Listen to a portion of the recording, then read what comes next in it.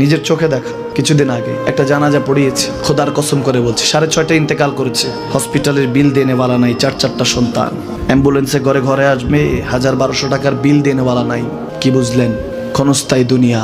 মুমিনের কম থাকলেও আমি বলি, কেউ যদি এসে বলে হুজুর একটু দোয়া করেন, খুব পেরেশানিতে আছি, আমি তার হাত চুমু খেয়ে বলি তোমাকে মোবারকবাদ, আল্লাহ তোমাকে ভালোবাসে। পেরেশানি তো মালিক দেয়, এই জন্য এটা রহমত মুমিনের জন্য। পেরেশানি দেয় যখন ফেরেশতারা বলে আল্লাহ চাইতেছে টাকা পয়সা চাইতেছে, বলে এটা কি?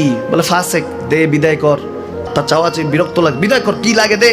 মুমিন যখন চাইতে থাকে আল্লাহ আমাকে কিছু লাগবে, যখন একটু করে চায় আমার মাটাকে সুস্থ করে দাও, বাবাটাকে আল্লাহ আমার স্ত্রীকে, আমার আমাকে একটু তৌফিক দাও, চাইতে থাকে মুমিন। আল্লাহ বলে যখন ফেরেশতারা দেখে মুমিন চাচ্ছে, দেরি করতে পারে না, তাড়াতাড়ি খাজানা নিয়ে দিতে নেবে, আল্লাহ বলে রাখোস না, এত তাড়াহুড়া কিসের?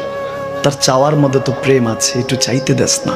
থাকুক না মুমিন আর একটু পেরেশান, থাকুক না, থাকতে দেস না, একটু থাক, একটু থাক। পেরেশানিতে রেখে আল্লাহ মজা নেয়, মহব্বত নেয়, মুমিনের অন্তর থেকে খুশবু নেয়।